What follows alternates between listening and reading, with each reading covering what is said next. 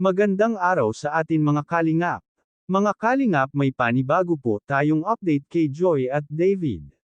Pero bago po yan mga kalingap, kung bago pa lamang kayo sa channel ko, baka naman po pwedeng pa-like and subscribe my channel para lagi po kayong updated sa aking videos.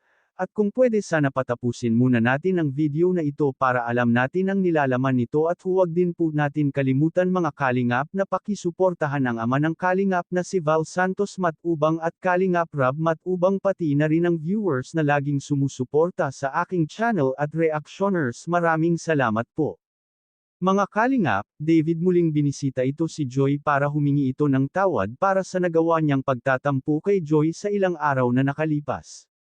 Niyaya ito ni David si Joy sa isang cafe para dito na magtatapat si David sa kanyang totoong nararamdaman para kay Joy.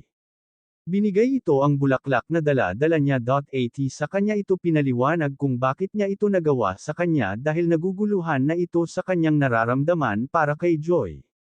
Mga kalingap, dito na ipinagtapat ni David ang kanyang nararamdaman kay Joy habang sila ay nag-uusap.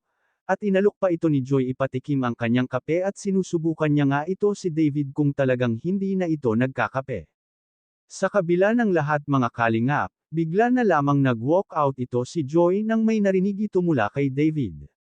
Ano kaya ito? Halata na hindi ito makasagot si Joy sa kanyang narinig, kaya nagpaalam na ito kay David na uuwi na ito at baka hahanapin ito ng kanyang pinsan, kaya sabi ni David na sana maulit muli ang kanilang bonding dalawa.